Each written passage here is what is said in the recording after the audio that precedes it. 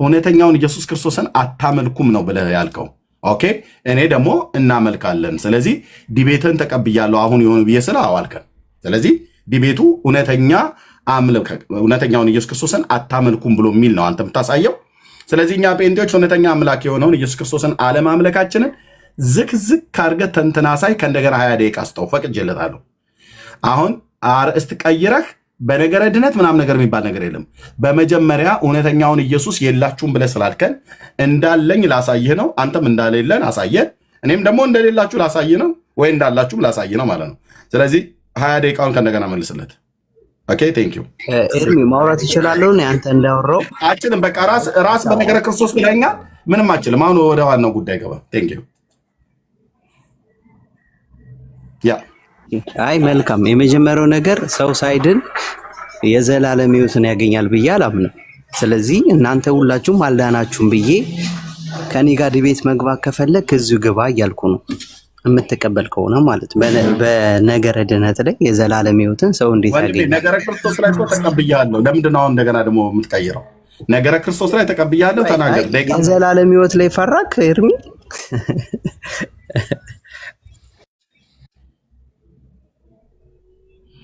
እሺ ይህን ሰው እሺ ወንድምነት ከእንደገና ደቂቃውን ቀይርለት። ደቂቃውን አንሳለት ወንድምነት። እሺ ማይክን ክፈት ዋንዴ። እሺ መልካም ተፈቁ። ነገረ ድነት ከኔ ጋር መማማር ትፈልጋለህ? በደንብ ፕሮቴስታንት ጋር ሙሉ ፕሮቴስታንት ጋር የነገረ ድነት ወይም ደግሞ የሰው ልጅ እንዴት የዘላለም ሕይወትን ያገኛል የሚለው ከአምስቱ ሶሎቹ አንዱ የሆነው እምነት ብቻ የሚሉ አስተምሮቹ ማነው ገባለሁ አለ። በቃ መግባት ነው ወደ ጉዳዩ መግባት ያለበት። ገባለሁ ብላ ደግሞ እንደ አሁን ርዕሱን ራሱ ቀይሬለታለሁ። ገባ ነገረ ድነት አይደለም ጻፎ አሁንም እንዳይቀይር የመርሳት ችግር ያለበት ይመስላል። ቅድም ነገረ ክርስቶስ ላይ ያለ ፈራ። ምክንያቱስ በምን አይነት አቀጣጥ እንደምትቀጣ ታውቃለህ። ጴንጤ ማለት የማያወራ አድመጠኝ ጴንጤ ማለት የማያወራ መስሎ ነገረ ክርስቶስን የማናቅ መስሎ ከሆነ ያው ፈርታል እንደማያስኬድ። እሺ ነገረ ክርስቶስን ራስህ ቀይርልኝ ስላልክ ቀይሬልሃለሁ። መዳን ላይ አይደል? የመዳን ትምህርት ላይ ጋይድ ቀጥታ አሁን ቀጥል። ደቂቃውን 20 ደቂቃ አስቀምጣለሁ። ደቂቃ ስጣለሁ። ፕሊስ አንድ ነገር ብቻ አድርግልኝ። ከላይ ነገረ ድነት ብለህ ጻፍ። እሺ ወንድምነት ያው ነገረ ድነት እሺ እሺ ዋንዴ 20 ደቂቃ ነው የሚያስፈልጋል። የመጀመሪያ 20 ደቂቃ ሪባተል 10 ጥያቄ 20 ማጠቃለያ 5 ተስማማለህ ዋንዴ? ችግር የለም ቀጥል። ጋይድ ያው ቀጥል። ራስ ያዝለት።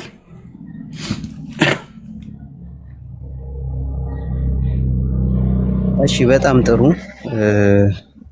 እንግዲህ የሰው ልጅ እንዴት መዳን ይችላል የሚለውን ነገር እንማማራለን። የኤርሚያስ ቤተክርስቲያን አለ፣ የኔ ቤተክርስቲያን። ጌታ አንድ ቤተክርስቲያን ነው ያቋቋመው ወይም ደግሞ አንድ ወንጌልን የመሰረተው።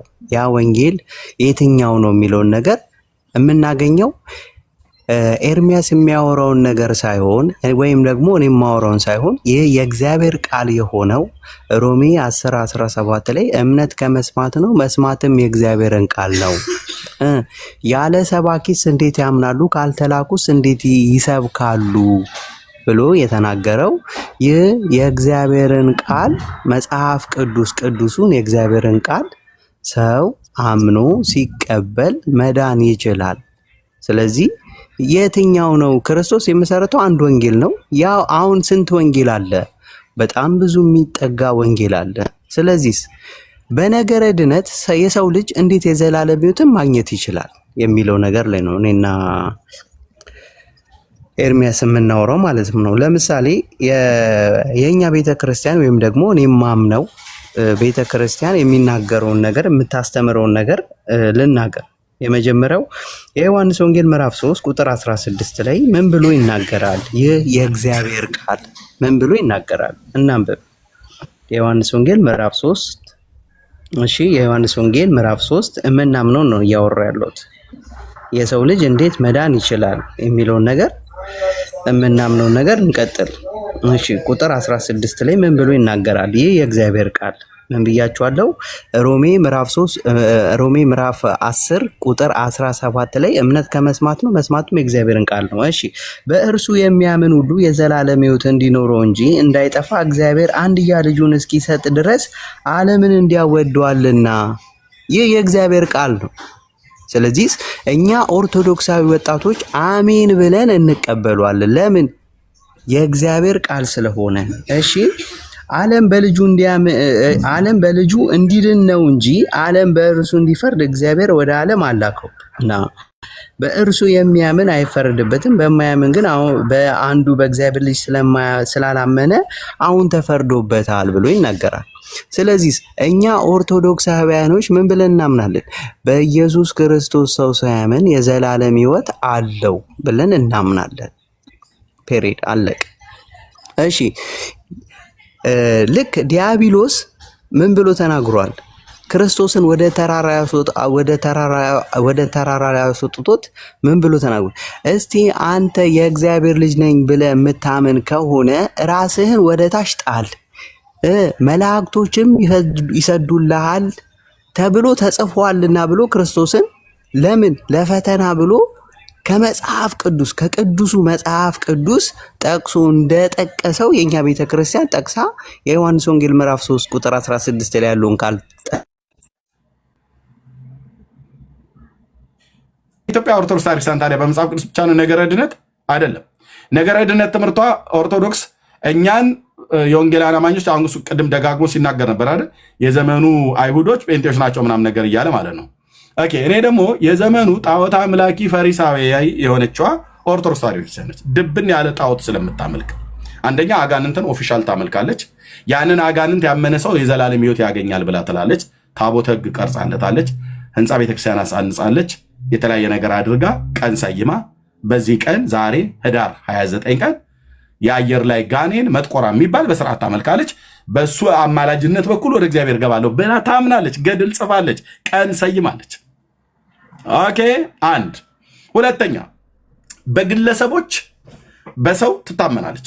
በሞቱም ባልሞቱም ሰዎች ማለት ነው። በሞቱት ደግሞ በጣም ደግሞ ትታመናለች። ለምሳሌ ሰው አጽም ዳሶ አጥንት አሽትቶ መንግስተ ሰማያት ይገባል ብላ ትላለች። ግለሰቦች የተቀበሩበት መቃብር ላይ ቁጭ ብሎ ሰው የዘላለም ሕይወት ያገኛል ብላ ሰውን በሌሊት አጋንንት ከግራ ወደ ቀኝ እያጣመመ እንዲጥለው እያደረገ በጣም ብዙ ሰው እየሄደ መቃብር ላይ እያደረ መቃብር ላይ እየተቀመጠ መቃብር ላይ እየተማጸነ ነው ያለው። የዚህ ወንድም እምነት ማለት ነው ኦርቶዶክስ ተዋህዶ። ማሳያ ላይ ኤርሚያስ እንዴ በደንብ እንጂ አንተዬ በደንብ ነው ያለኝ እንጂ የዮሐንስ ዘጸገሮ የሚባለው ገድል ላይ ገድለ ዘርአ ብሩክ ላይ ገድለ እስትንፋሰ ክርስቶስ ላይ ሁሉ ጭምር በሙሉ ይሄን የሚያወራው ገድለ ተክለ ሃይማኖትስ ቢሆን ይሄን አይደል የሚያወራው? አዎ ለምሳሌ ሰው የዘላለምን ሕይወት ለማግኘት በኢየሱስ ክርስቶስ ብቻ ማመን አይጠበቅብህም በኦርቶዶክስ። ታዲያስ በአቡነ ተክለ ሃይማኖት መቃብር ማመን አለብህ። የት ነው ያለው? ደብረ ሊባኖስ። የምን ደቂቃው ገና ነው ወንድሞቼ። ኦኬ ደብረ ሊባኖስ አጽም ዳሰህ መቃብር ስመህ መቃብር ቤዛ ሆነ ትድናለህ ትላለች። ፍርፋሪ በልተህ ኃጢአት ይሰራ ይላል የዘላለምን ሕይወት መዳንን ታገኛለህ ብላ ታስተምራለች ኦርቶዶክስ። በተቅማጥ አምነህ ትድናለህ ብላ ትላለች። ትውከት በልተህ ትድናለህ የዘላለም ሕይወት ታገኛለህ፣ በቃል ኪዳናቸው ቡራኬ ተሳታፊ ትሆናለህ ብላ ትላለች ኦርቶዶክስ። የተጻፈ መጽሐፍቶቿ ቻለው። እንግዲህ የዘመኑ አይሁድ ማን ነው? ጴንጤ ነው ወይስ ኦርቶዶክስ? እንግዲህ አይሁድ ምን እንደሚያስተምር እዩት። ኦኬ እሺ ኦርቶዶክስ አሁንም በፍጡራን መቃብር በፍጡራን አጽም በመዳሰስ መታመን ብቻ ሳይሆን ከሰዎች በሚወጣ በአይነ ምድራቸው ከላይም ቮሚት ያድርግ ከታችም ያንሸራትህ ወይ ደግሞ ያስቀምጠም በሱ የማይታበል ነው። ቃል ኪዳናቸውን ታገኛለህ ብላ ትላለች። ይህም ብቻ አይደለም፣ አተላ ልሰህ አተላ ጸድቀህ ትድናለህ ብላ ትላለች። እንደ አሁን ቅድም ቅዱስ ቁርባን ሲል ነበር አይደለ? አሳየዋለሁ በኋላ መጽሐፍቱን እያወጣው ማለት ነው። ደግሞ ያውቃል ማቤት እንደመጣ በደንብ ማወቅ አለብህ። ኦኬ አተላ ልሰህ አተላ ጸድቀህ ነው ጠጥተህ ትድናለህ ብላ ትላለች። እጣቢ ጠጥተህ የዘላለም ሕይወት የዘላለም ድነት ታገኛለህ ብላ ትላለች። ጭስ የመድኃኔ ዓለም ጭስ መሆኑን ብቻ አረጋግጥ እንጂ የአቦና የጊዮርጊስ የሚካኤል መሆኑን እንዳያታልሉ እንጂ ከጭስም ልዩነት ስላለው ማለት ነው። ለምሳሌ ጭሱን ስታገኘው የመድኃኔ ዓለም ነው ወይስ የኪዳነ ምሕረት ነው? የአርሴማ ነው ወይስ ያቦዘነች ነው ብለህ መጠየቅ አለብህ። ጭሱም ማለት ነው የመዳን ዓለም ጭስ ነኝ ብሎ ካለ እንደምንም ማቀፍ ነው ያለብህ። እንደምንም ሊነካ ይገባል ያ ጭስ። ምክንያቱስ ጭሱ የነካው ይድናል ብላ ትላለች ድርሳነ መድኃኔ ዓለም ወገድ ለመባቸው ላይ መልሱ ሊይዘው ይሁን በመድኃኔ ዓለም ደቂቃዬን ፖዝ አድርግልኝ መልስልኝ። ና ተመልሰህ ና ይነካኩትና ይሉታል ወንበዴ እንዲሉ ነካክተኛል ጴንጤውን ና መልሱት። ፈልጉና አፈላልጋችሁ አምጡ። ውርድ ከራስ ነው ቤካ ይሄ ልጅ ቢጠፋ አዎ እንዳትወጣና ወንድም አለ። እሺ ቴንክ ዩ። እና ጭስ ነክቶት ይድናል ብላ ትላለች ቤተክርስቲያን ኦርቶዶክስ። እቺን ታዲያ አሁን ምንድነው ብላችሁ የምትሉት? ጭስ ነክቶት ይድናል ብላ ትላለች። የእግር ጣቢ ጠጥተህ ትድናል ብላ ትላለች ኦርቶዶክስ። ነገር ድነት ነው። መጽሐፍ አምነ ታምረ ማርያም የሚባል መጽሐፍ ተረታ ተረት መጽሐፍ አንብበህ ትድናለህ፣ ኃጢአት ይሰረይልሃል፣ ቅዱስ ቁርባን የመቁረብ ያህል ነው ብላ ትላለች። ጺምና ጥፍር ከሰው እጅ ላይ እንደዚህ ቁርጥ የሚለው ጥፍር ይሄንን አስረ እንደ ቀበቶ እዚህ ወገብህ ላይ ብታስረው 22 ትውልድህ ይድናል ብላ ትላለች የኢትዮጵያ ኦርቶዶክስ ተዋሕዶ ቤተክርስቲያን። በእውነት ኦኬ፣ ይሄ ሁሉ ነገር ድነት ትምህርቷ ነው የቤተክርስቲያኒቱ በጥቂቱ ቢያንስ ማለት ነው። ስለዚህ ማን ነው የአይሁድን ትምህርት የሚያስተምር? አይሁድ እያለ ሲል ነበረ እሱ ማለት ነው። ማን ነው ግን ከሃዲው?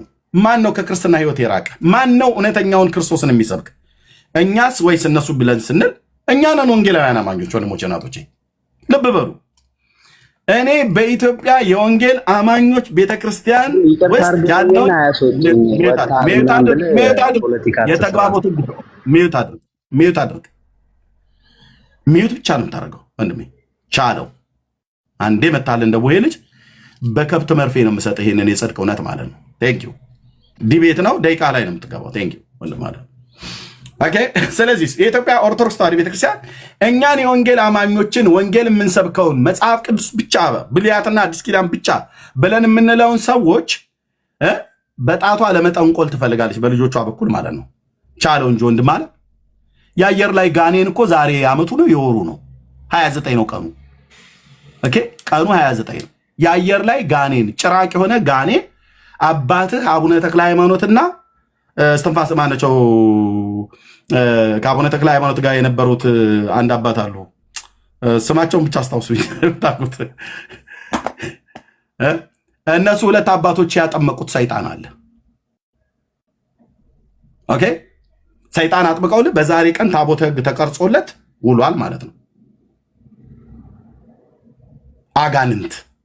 አጋንንትን የዘለ አቡነ ዜና ማርቆስ ቴንክ ዩ አቡነ ዜና ማርቆስና አቡነ ተክለ ሃይማኖት ያጠመቁት ሰይጣን ዛሬ በ19 ዕለት ይውላል። ሁሌ ድርብ ነው።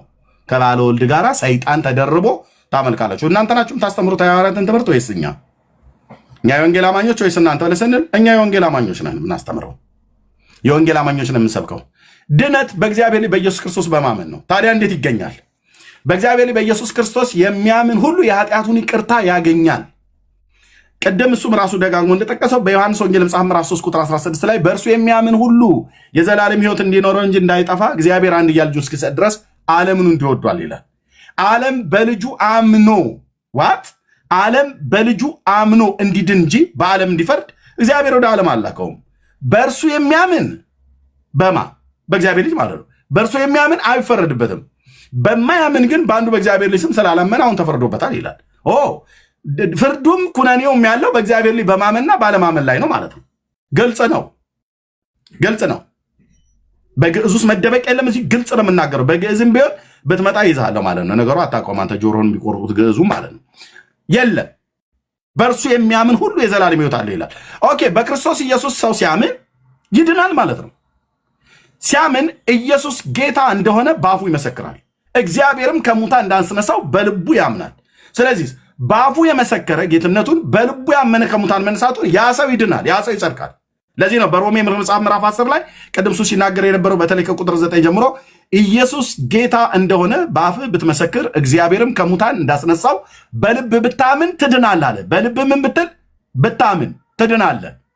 ሰው በልቡ አምኖ ይጸድቃል፣ በአፉም መስክሮ ይድናል።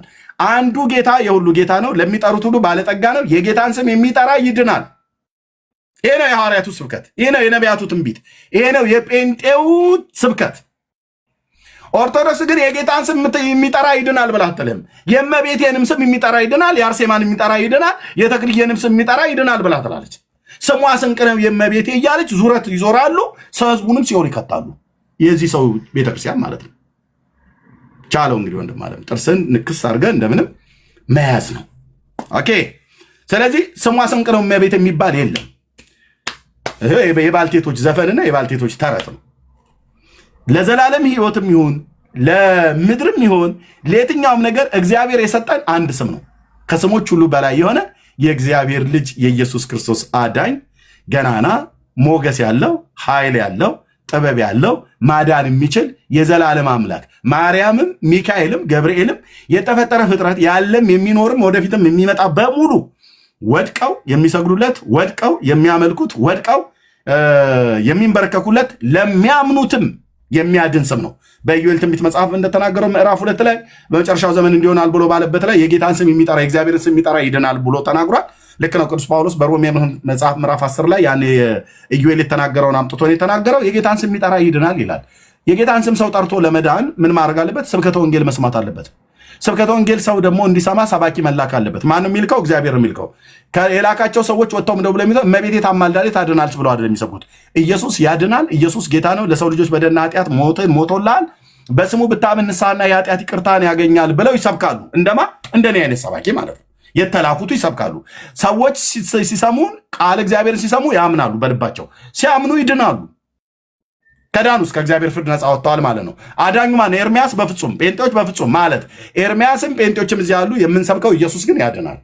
ይህንን በስብከት ሞኝነት በኩል ሰዎች እንዲድኑ የእግዚአብሔር በጎ ፍቃድ ስለሆነ የምስራቹን ቃል እኛ ብቻ እዚህ ፕላኔት ላይ እኛ ብቻ የወንጌል አማኞች የተባለን በዓለም ዙሪያ መጽሐፍ ቅዱስን ይዘን ወጥተን አምላካችን ኢየሱስ ያድናል ብለን የምንሰብክ ብቸኛ ሰባኪዎች እኛ ነን። ስለዚህ ጌታ ይባረክ። ቴንኪው። ሰዓቴ እንጨርሻለን። ኦኬ በጣም ጥሩ።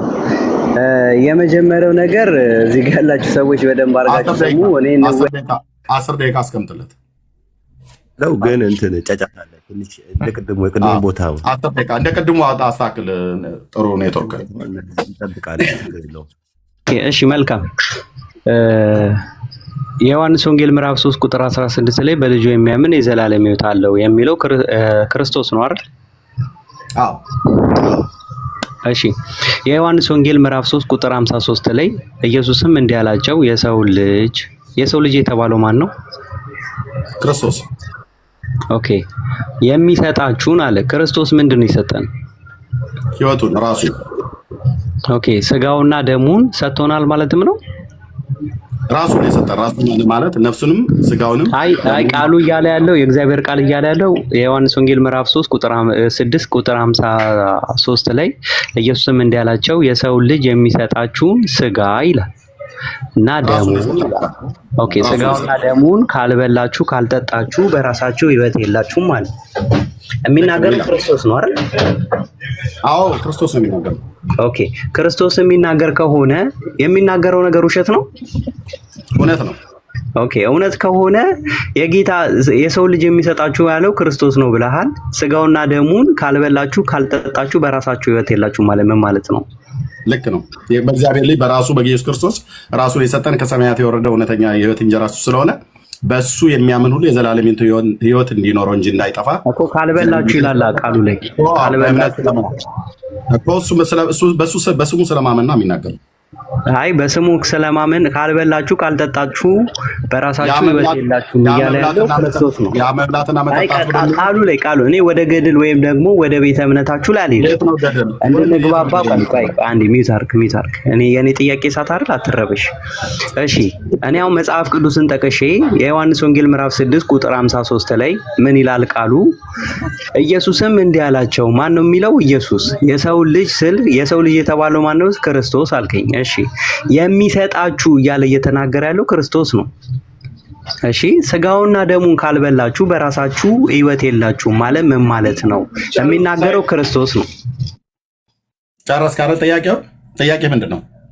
ቀጥል። ዮሐንስ ወንጌል ምዕራፍ 6 ቁጥር 53 ላይ ነው እየጠየቅኩ ያለሁት። የእግዚአብሔር ጥያቄ ምንድን ነው? ጥያቄን ጠይቀኛ ታዲያ። እሺ ስጋውና ደሙን ካልበላችሁ የሚናገረው ክርስቶስ ከሆነ የትኛውን ስጋና ደምን ይሰጠን ክርስቶስ? ኦኬ ክርስቶስ ስጋና ደሜን ካልበላ የኔ ጥያቄ ሰዓት ነው። ቆይ እሺ፣ የሉተሪያን የእምነት መግለጫ ላይ የጌታ ስጋና ደም የዘላለም ሕይወት ያሰጣል ብላ ታምናለች። ትቀበላለህ?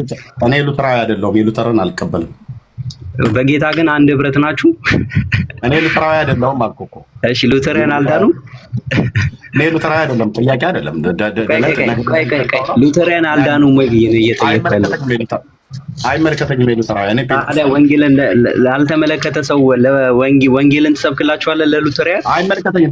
በዚህ ጉዳይ ላይ የሰው ስጋ በልተህ ጥያቄ ጠይቃለህ። እሺ፣ አይ ጌታ አትመልሰውም። ይሄንን መቼም አውቃለሁ።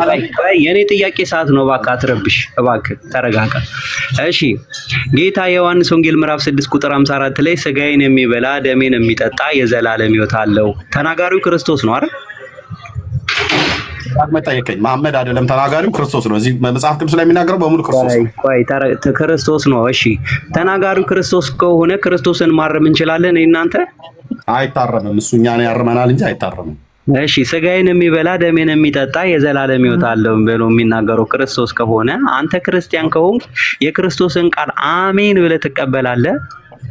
አዎ እቀበላለሁኝ። መጽሐፍ እንደዚህ ብሎ ስለሚል ማለት ነው። ቆይ አይ ጌታ እያለ ያለው የዘላለም ሕይወት ያሰጣል እያለ ያለው ምንና ምን የሚያደርግ ነው ያለው ጌታ? ቆይ ጥያቄ ሰዓት ነው። እባክህ ተረጋጋ፣ አትረብሽ። ስለዚህ ስጨርስ ትነግረኛለህ እኮ እኔ እየጠየቅኩ ያለሁት ለጠየቅኩት ጥያቄ። ተረጋጋ እባክህ፣ አትረብሽ፣ ደቂቃ አትብላ።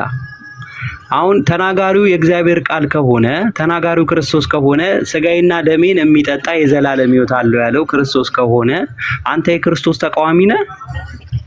ክርስቶስ ተቃዋሚ ነኝ ያልክ ስለሆነ ማለት ነው። አማኝ ነኝ፣ እኔ ክርስቶስ አማኝ ነኝ፣ ተቃዋሚ አይደለም። እሺ፣ ይሄንን ቃል የእግዚአብሔርን ቃል አሜን ብለህ ትቀበላለህ? በደንብ አሜን ብዬ ነው የምቀበለው። ስለዚህ ጌታ የዘላለም ሕይወት የሚያገኘው ምንና ምን ሲያደርግ ነው አለ የዮሐንስ ወንጌል ምዕራፍ 6 ቁጥር 54 ላይ በእሱ ሲያምኑ ይላል ቃሉ። አለምን ተዋሻለህ? ቁጥር 29 ላይ አይ 29 እኔ 54 ላይ እየጠቀስኩልህ። ቆይ ቁጥር 47 ላይ በእኔ የሚያምን የዘላለም ሕይወት አለው አለ። ትቀበላለህ? አዎ እሱ ነው በእኔ የሚያምን የዘላለም ሕይወት አለው ማለቱ። በጥርስ የሚበላ ትቀበላለህ አትቀበልም ነው ያልኩህ። ትቀበላለህ አትቀበልም? ቁጥር 29 እባክህ ደቂቃዬን አትብላ እባክህ ኤርሚያስ። ቁጥር 29 ቁጥር 47 ላይ በእኔ የሚያምን የዘላለም ሕይወት አትረብሽ። የእኔ ጥያቄ ሰዓት ነው። እባክህ አትረብሽ። አየህ ተረብሸህ ነው የምትበዝበው። ቁጥር 47 ላይ የእግዚአብሔር ቃል በእኔ የሚያምን የዘላለም ሕይወት አለው አለ ጌታ። ይሄንን ቃል ትቀበላለህ አትቀበልም? ጥያቄ ጠይቀኝ። ትቀበላለህ አትቀበልም? እየጠየቅኩ ነው። ቁጥር ስንት? ቁጥር 47 ላይ በእኔ የሚያምን የዘላለም ሕይወት አለ አለ ጌታ። መልሴን እኮ ነው መልሰህ የምጠይቀኝ። ቅድም ያልኩህ ማለት በእኔ የሚያምን የዘላለም ሕይወት አለው ማለት ነው። ትቀበላለህ አትቀበልም? እባክህ ደቂቃዬን አትረብሽ። መልሴን እኮ ነው መልሰህ የምጠይቀኝ። መልሴን እኔ መለስኩልህ። ጥያቄ ነው። ትቀበላለህ ይሄንን የእግዚአብሔር ቃል ወይስ አትቀበልም? መልሴን እኮ ነው የምጠይቀኝ ነው ያልኩህ። እኔ የመለስኩትን እኔ መልስንም ጠይቅ ምንም ጠይቅ። በጌታ እንትን አትበል እባክህ። ሌላ የኔ የመለስኩትን ለምን ትጠይቀኛለህ ነው ያልኩህ። እሺ በጣም ጥሩ። ከመለስክ ስጋዬን የሚበላ ደሜን የሚጠጣ የዘላለም ሕይወት አለው ያለው ክርስቶስ ከሆነ እኔ እናንተ ክርስቶስን ማስተካከል እንችላለን? አንችልም። ለምን እናስተካክለዋለን? ታዲያ ይሄንን ቃል አሜን ብለህ ትቀበላለህ? ወዳጄ ቁጥር 29 እና ቁጥር 47 ላይ ነገረህ እኮ በእኔ የሚያምን ይህንን የእግዚአብሔር ቃል ከተናገረ የክርስቶስ ቃል ከሆነ አሜን ብለህ ትቀበላለህ አትቀበልም? ተቀብዬ እኮ ነው የማወራው። ቁጥር 29 እና ቁጥር 47 እንደማይቀበል ግልጽ ነው። እሺ ሮሜ ምዕራፍ 2 ቁጥር 7 ላይ በበጎ ስራ በመጽናት የዘላለም ሕይወት ያገኛል አለ ሐዋርያው ቅዱስ ጳውሎስ። ይህንን ቃል ትቀበላለህ አትቀበልም? ሰው በስራ የዘላለም ሕይወት አገኝ በኢየሱስ ክርስቶስ በማመን ነው።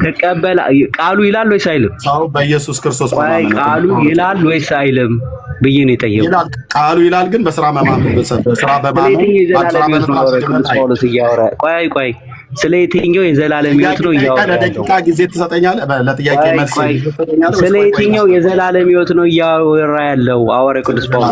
አንድ ነው የዘላለም ሕይወት ያለው በኢየሱስ ክርስቶስ በማመን። የዘላለም ሕይወት ይላል ካልክ ስለ ምን በማድረግ ነው የዘላለም ሕይወት ይገኛል ያለው? በኢየሱስ በማመን ኢየሱስ ጌታ እንደሆነ ቃሉን አንብብ። ቃሉን የራስህን ትምህርት ከሙታን እንዳስነሳው አየህ፣ ይሄ ነው በቃ ትልቁ ችግር። አሁን ምን አለ መሰለህ ጥያቄ ጠይቄ ስጠይቅ የእግዚአብሔርን ቃል ኢየሱስ ጌታ እንደሆነ በአፍህ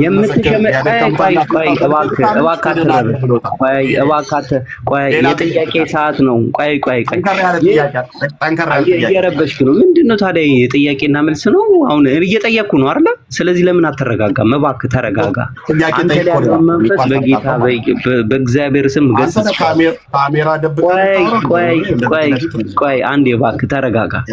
አሁን ይህ የእግዚአብሔር ቃል ሮሜ ምዕራፍ 2 ቁጥር 7 ላይ በበጎ ስራ በመስራት ምስጋናና ክብርንም የማይጠፋን የዘላለም ሕይወት ይሰጣችኋል ጳውሎስ ይላል ወይስ አይልም? አሉ ይላል። ግን በስራ መዳን አይደለም። ቆይ ተርጉምልኝ አላልኩም። እባክህ ኧረ እባክህ አይ በቃ አንተ ምንም እንትን የምትል ሰው አይደለም። ለእግዚአብሔር ቃል ታማኝ አይደለም። ቆይ እኔ አሁን የእግዚአብሔርን ቃል ጠቅሼ ሌላ ጥያቄ በቃ ከአንተ ጋር ምንም እንትን የጠየቅኩህ የእግዚአብሔር ቃል ነው አይደለ? ይላል። እኔ ዋሽቻለሁ ወይስ አላሸውም? ይሄ የእግዚአብር ቃል እኔ የእግዚአብሔር ቃል እንደሚል እኮ ነበር። ጥያቄ የለህም? ቆይ ተውና ጠይቅ እኮ አልኩህ። ጠይቀኝ። የሐዋርያት የሮሜ መንፈሳዊ ሰው በስራ የዘላለም ሕይወት ያገኛል ብሎ አንዴ ተረጋጋ። ቆይ እኔ ነኝ እየጠየቅኩ ያለሁት። እኔ እናንተ ቆይ ኧረ እባክህ ተረጋጋ። ምን ሆነህ የምትረበሸው? እኔ አምነህ እንድትቀበል ነው። ምክንያቱም ሮሜ ምዕራፍ 2 ቁጥር 17 ላይ እምነት ከመስማት ነው መስማትም የእግዚአብሔርን ቃል ነው ስለሚል ይህንን የእግዚአብሔርን ቃል የማትቀበል ከሆነ ውይይቱ ለምን ያስፈልጋል? ወንድማችን ኤርሚያስ መዳን እንዲሆንልህ ነው። እሺ የሮሜ ምዕራፍ 2 ቁጥር 7 ላይ በበጎ ስራ በመስራት ምስጋናና ክብርንም የማይጠፋንም ሕይወት ለሚፈልጉ የዘላለም ሕይወት ይሰጣቸዋል ይላል ወይስ አይልም? በስራ እንዳይጸድቅ እንመሰክራለን ብሎ ስላለ ቅዱስ ጳውሎስ መልእክቱ እርስ በርስ አይምታታም። ሰው በስራ የዘላለምን ሕይወት አያገኝም። በስራ ቢያገኝ ነው እኔ ይላል ሮሜ ምዕራፍ 2 ቁጥር 7 ለጠየቀኝ ጥያቄ በቃ አትረብሽ ለእግዚአብሔር ቃል ታማኙንና እኔ የጥያቄ ሰዓት እኮ ነው ወንድሜ፣ ተረጋጋ። አሁን እየጠየቅኩ ነው። በአንድ ጥያቄ እንደዚህ አትረብሽ። ገና ብዙ ጥያቄ እኮ ነው የምጠይቅህ። ለምን ትበጠብጣለህ? ቃሉ ይላል ወይስ አይልም? ጥያቄ ለብራዘር የቅዱስ ቃሉ ሮሜ ምዕራፍ ይላል ወይስ አይልም? ይህ የእግዚአብሔር ቃል ሐዋርያው ቅዱስ ጳውሎስ በበጎ ስራ በመስራትና ምስጋናና ክብርንም የማይጠፋን የዘላለም ሕይወት ይሰጣቸዋል ይላል ወይስ አይልም? ሙሉ አድርገህ ጠይቅ። ጥያቄ ይላል ወይስ አይልም ነው እየጠየቅኩ ያሉት። እኔ አንተ አሳየኝ። ቆይ አራተኛ ልመልስልህ። ደቂቃ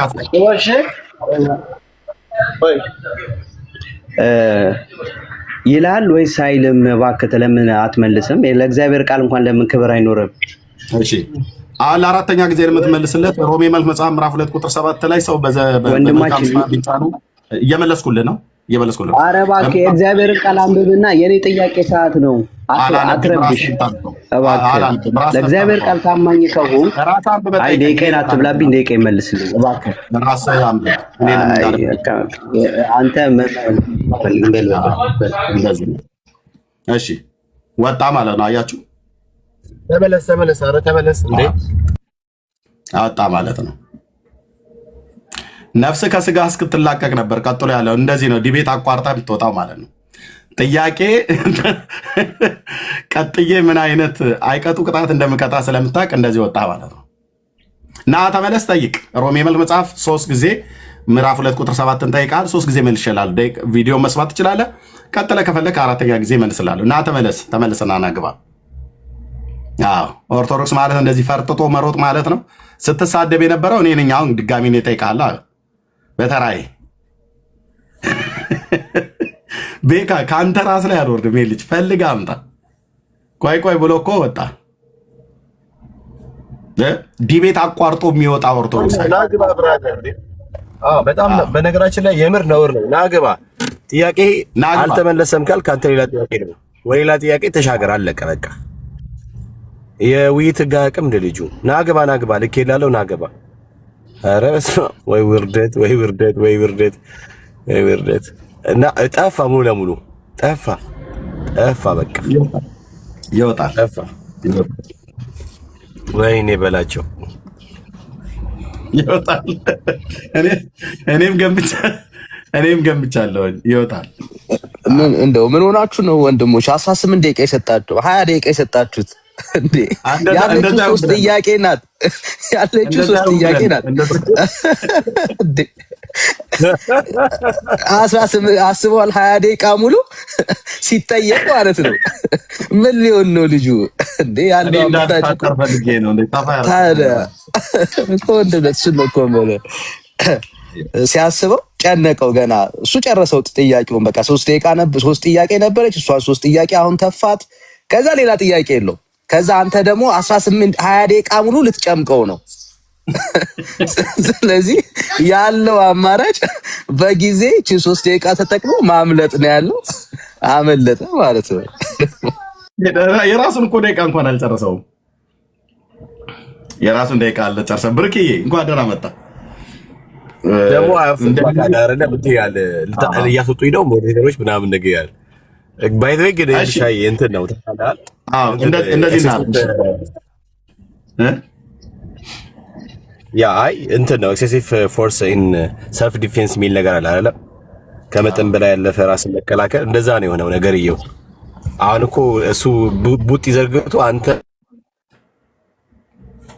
ሽጉጥ እንደመምዘዝ ብለው እና አይገናኝም ነገርየው። ከባድ ነው። እሺ እንደዚህ እናድርግና ብርክዬ ይቀጥል።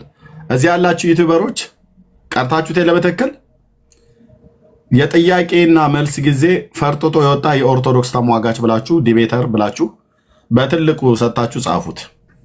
ዩቲዩብ ላይ የምታስቀምጡ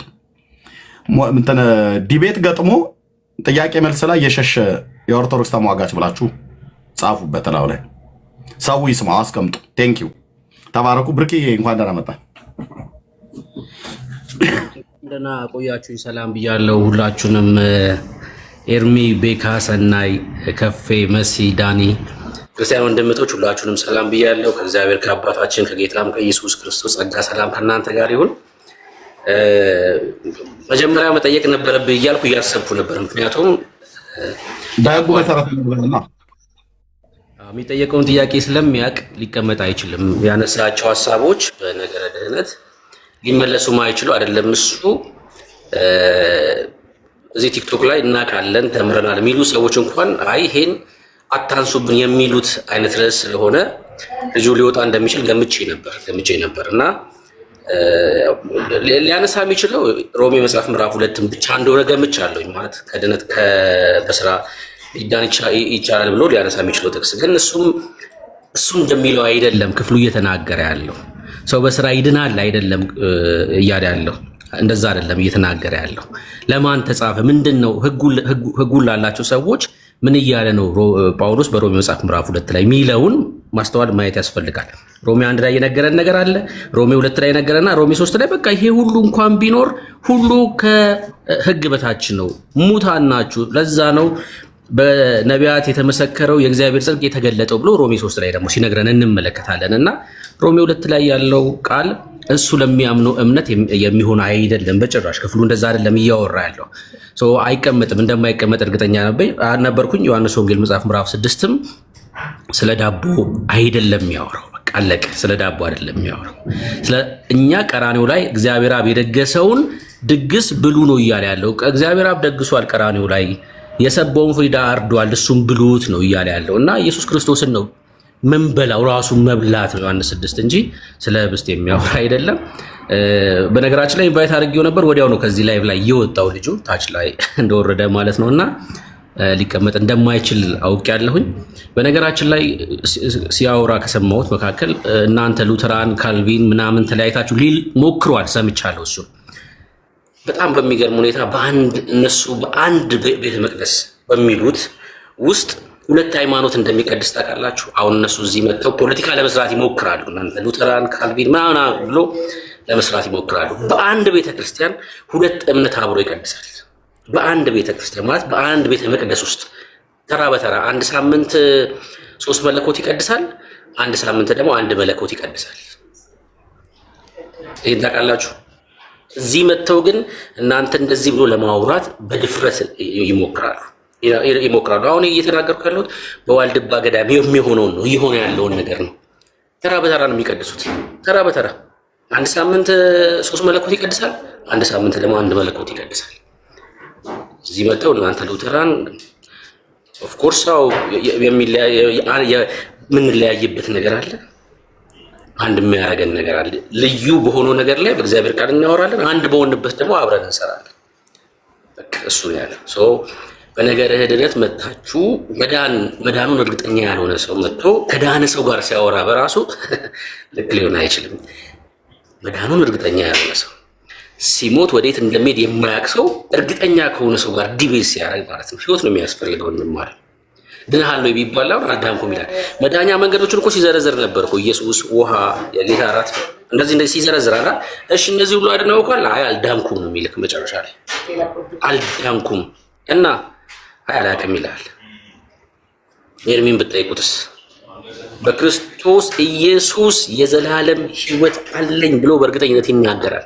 ሰው የዳነ ሰው በብርሃን ያለ ሰው በእግዚአብሔር መንግስት ውስጥ ያለ ሰው ከጨለማ በሞት መካከል ካለ ሰው ጋር ራሱ ዲቤት ሊያደርግ አይገባም። መመዳን ያለበት ወደ ህይወት መምጣት ነው ያለበት ልጁ። እርግጠኛ መሆን መቻል። እርግጠኛ ሳትሆን እርግጠኛ ከሆነ ሰው ጋር እንዴት ዲቤት ታደርጋለህ? ለዛ ነው ሩጡ የወጣው መልስ እንደሌለው እርግጠኛ ስለሆነ ነው። ኤርሚ ያነሳቸውን እነዛን በገድላቱ ላይ የሚናገሩትን የመድኃን ትምህርቶች በድጋሚ ሊነሱ ይገባሉ። አሁንም ሊነገር ይገባል።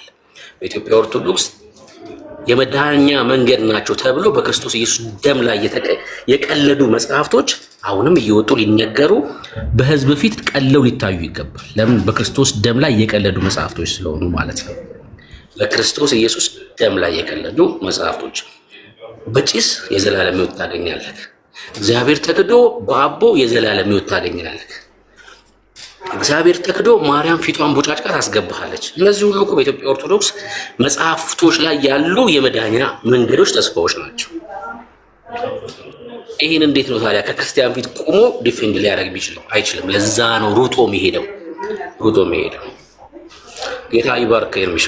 ሌላም እንደዚሁ ካለ ምናልባት ገብቶ አሁን ሌላ 20 ደቂቃ የሚሰጠው ሳይሆን የተነሳው ሐሳብ ላይ መልስ ነው ያለኝ፣ ይሄ ትምህርት ልክ ነው የሚል ሰው ካለ ግን መግባት ይችላል።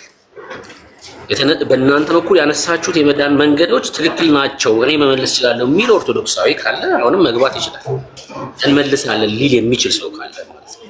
ግን አይገቡም አውቃለሁ። ባይገቡም ግን እንናገራለን። ባይገቡም በጋን ጣቢ እኮ ነው በእንስራ በጋን ጣቢ ትድናለህ ተብሎ ተጽፏል። ከመሆን አሁን የጠላ መንፈስ ነው። የጠላ በእውነት ነው የምላችሁ የጠጮች ማህበር መንፈስ በጋን ጣቢ ትድናለህ እንደዚህ ተብሎ ተጽፏል። ድርሳነ መስቀል። አሁን እንዴት ነው ዲፌንድ የሚያደርገው? ይሄን ገብቶ ማለት ነው ዲፌንድ ሊያደርግ አይችልም። እችላለሁ ዋይ የጻፉትን በእግዚአብሔር ቃል መመለስ እችላለሁ የሚል ሰው ካለ ግን አሁን በሩ ክፍት ነው። ኤርሚሻ ተባረክ።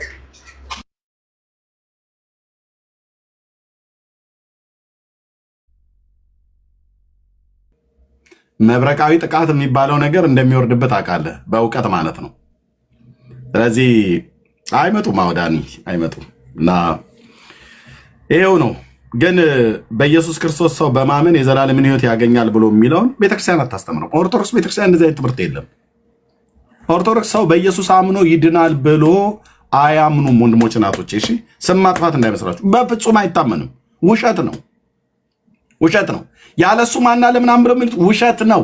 እንዴ ስንት አለ፣ ስንት አለ፣ ስንት። እኔ እዚህ ጋር እንኳን አሁን ለጥያቄ ያዘጋጀውለት 3 መጽሐፍቶች ነበሩ።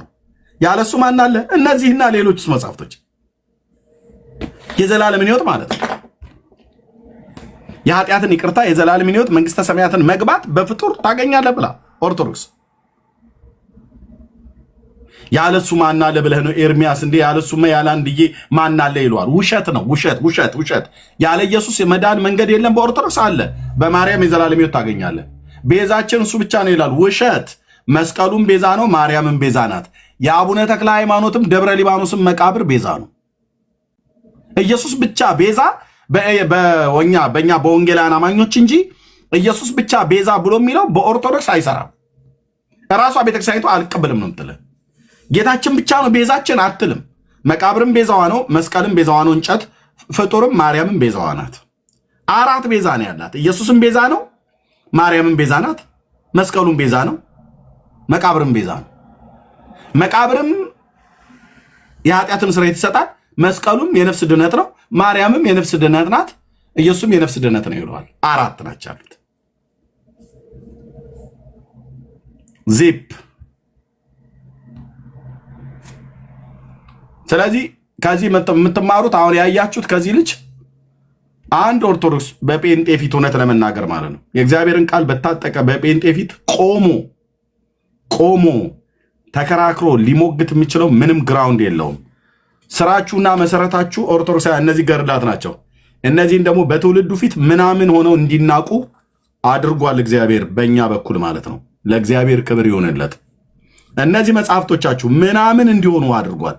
የተጻፉትን እንኳን ጴንጤ ሊጸየፋቸው አይደለም እናንተ ራሳችሁ እንኳን እንድትጸየፏቸው አድርጓቸዋል። ገልጠን እያወጣን ማለት ነው። በእግዚአብሔር እውቀት ላይ የተነሱ እነዚህ የሰው ሐሳብ ለዘላለም ነው የፈረሱት። አታድኗቸውም ከኛ እጅ ለማለት ፈልጋለሁ። ተባረኩ።